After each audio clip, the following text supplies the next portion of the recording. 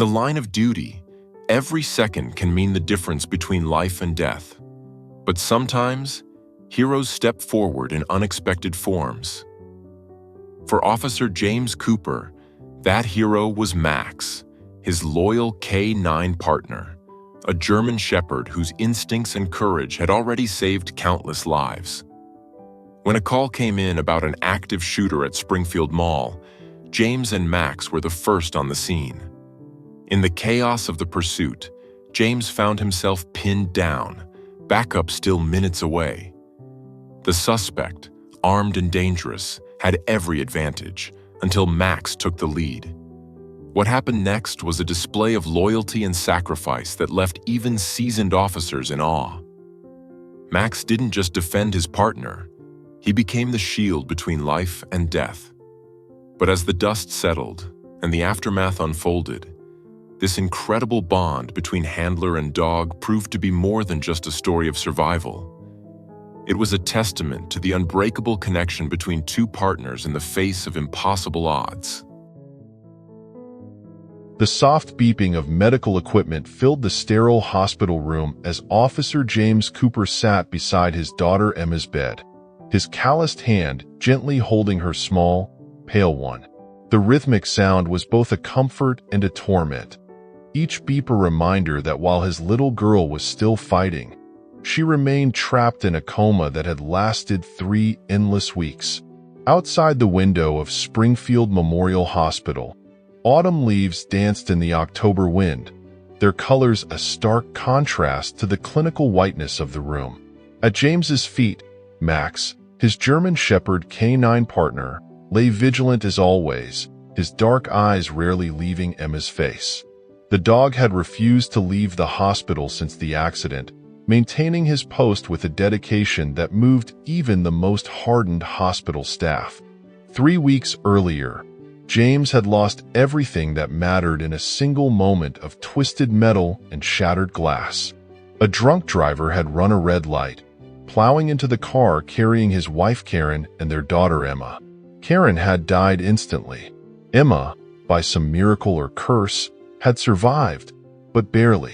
Now father and daughter were suspended in a terrible limbo, waiting for either a miracle or a final goodbye. "Time for your shift, Cooper." Lieutenant Sarah Martinez's voice was gentle as she appeared in the doorway. Her usual commanding presence was softened by the hospital setting, her dark eyes carrying the weight of watching one of her best officers crumbling under circumstances no parent should face. "Sarah, I can't," James began, but she cut him off with a raised hand. "You need this. The department needs you, and Max needs to work." She nodded toward the German shepherd, who had perked up at the mention of his name. "Dr. Reynolds said there's been no change.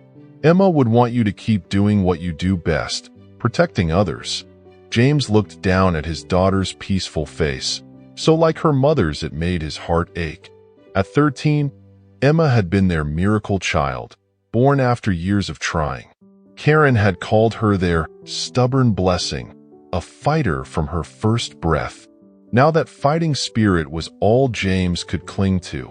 "The nurses have my number," he said finally, rising from the chair that had become more familiar than his own bed. "If anything changes, you'll be the first to know," Sarah assured him. "I've got the next watch." Max stood, stretching his powerful frame before padding over to Emma's bedside. With gentle care, he raised himself up to place his paw briefly on her hand, a ritual he had developed since their first hospital visit. James felt his throat tighten at the gesture. The drive to the police department was silent, broken only by Max's occasional soft whine from the back seat. The German shepherd had been more than a partner since the accident. He had become James's anchor to reality, forcing him to maintain some semblance of routine when all he wanted was to shatter into pieces. The Springfield Police Department's K-9 training facility loomed ahead, its familiar grounds now seeming somehow foreign. James hadn't been here since before the accident, and returning felt like stepping into a previous life. Officer Mike Shin, the department's newest K-9 handler, was putting his young Belgian Malinois through the obstacle course as they arrived. "Cooper, good to have you back, man," Mike called out, his genuine warmth cutting through some of James's darkness. "Max, looking sharp as always." James managed a nod as he led Max to their usual preparation area. The familiar routine of checking equipment and running through basic commands helped steady his hands, which hadn't stopped shaking entirely since the night of the accident. Max performed flawlessly, his focus absolute despite their extended absence. "All units, be advised," the radio crackled to life. "We have reports of an armed suspect at Springfield Mall. Multiple casualties reported. Suspect is believed to be heading toward the food court. All available units respond." James's blood ran cold. The mall was packed this time of day, hundreds of potential victims. His finger hesitated over the radio button for a fraction of a second. K9-1 responding. 5 minutes out. The drive to the mall was a blur of sirens and racing thoughts. James struggled to push away memories of another emergency response 3 weeks ago, of another race against time that had ended in tragedy. Max's steady presence in the back seat kept him grounded in the present. They arrived to find the mall in chaos. Screaming civilians poured out of every exit, while SWAT teams were already setting up a perimeter. Lieutenant Martinez was at the command center, barking orders into multiple radios. "Cooper, suspect is Matthew Hayes, 45, former military. He's already shot 3 people in the main concourse. 2 confirmed dead. He's holed up in the service corridors behind the food court. SWAT's containing the exits, but we need you and Max to track him down before he can hurt anyone else." James nodded, checking his vest and equipment one final time. "Any idea what set him off?" "Wife left him last week, took the kids. He's been spiraling since. Today was supposed to be his youngest daughter's birthday. She's 13. The age hit James like a physical blow. 13, just like Emma. For a moment, the world tilted dangerously, but Max's cold nose against his hand brought him back. "We'll find him," James said, his voice steadier than he felt. The service corridors were a maze of concrete and steel, poorly lit and full of hiding places. Max moved ahead on his lead, nose working constantly, tracking the scent of fear and gunpowder. The deeper they went, the more James felt the weight of responsibility pressing down on him. Every second they spent searching was another second the suspect could find another victim. Max's sudden change in posture was their only warning. The dog's ears pricked forward, his body tensing as he detected something around the next corner. James radioed their position to the tactical team, then took a deep breath. "Matthew Hayes," he called out. "This is the police. Come out with your hands up." The response was immediate and violent. Gunfire erupted from behind a stack of storage crates, forcing James to take cover. Max remained steady, waiting for commands despite the chaos. "I'm not going back." Hayes's voice was raw with emotion. "You don't understand. They took everything from me." Something in the man's broken tone resonated with James's own pain. "I understand more than you know, Matthew. I lost my wife 3 weeks ago. My daughter's in a coma. But this isn't the answer." There was a pause in the shooting. "You're lying. Trying to trick me. My daughter Emma is 13, just like your Sarah. She's fighting for her life at Springfield Memorial right now. Every breath is a battle. But I'm here because other fathers' daughters need protection. Your Sarah needs her father too, but not like this." The silence stretched out, heavy with possibility. James could hear tactical teams moving into position behind them, but he raised a hand, asking them to hold. "Show me," Hayes said finally. "Show me proof about your daughter." Slowly, carefully, James reached into his vest pocket and withdrew his phone. He pulled up the most recent picture of Emma in her hospital bed, Max's faithful form visible beside her. "I'm going to slide my phone around the corner," he called out. "Just the phone. Look at the timestamp on the photo. The phone skittered across the concrete floor. There was a long moment of silence, broken only by ragged breathing. "The dog," Hayes said finally. "In the picture. He's the same one with you now?" "Yes, that's Max. He hasn't left Emma's side since the accident. Only comes out when we're needed, like today." More silence. Then the sound of metal on concrete, a gun being set down. "I never meant," Hayes's voice broke. "Sarah loves the mall. Comes here every birthday. I couldn't bear knowing she'd be here today without me." "I know," James said softly, "but she needs you alive.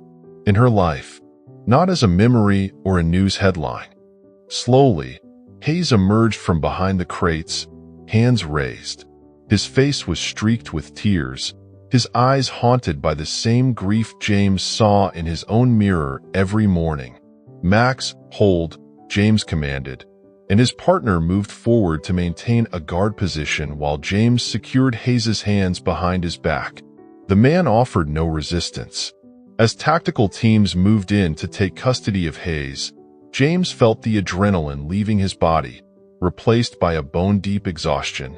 Max pressed against his leg, offering silent support. The aftermath was a blur of statements and paperwork, but through it all, one thought kept repeating in James's mind. Other Father's daughters needed protection. It became a mantra, a reason to keep going when grief threatened to overwhelm him. Later that night, back in Emma's hospital room, James watched Max resume his vigilant position by the bed. The events of the day had left him drained but somehow lighter, as if sharing his pain with Hayes had lifted some small portion of its weight. "Your dad did good today, sweetheart," he whispered to Emma, stroking her hair. "Max too. We helped someone find their way back from the edge. Maybe," his voice caught, "maybe it's time for you to find your way back too." As if in response to his words, the monitors began to change their rhythm. At first, James thought he was imagining it, but then Max's head shot up, his ears forward, tail beginning to wag. The dog moved to the bed, pressing his nose gently against Emma's hand. Her fingers twitched. James hit the nurse call button, his heart pounding as Emma's eyelids began to flutter.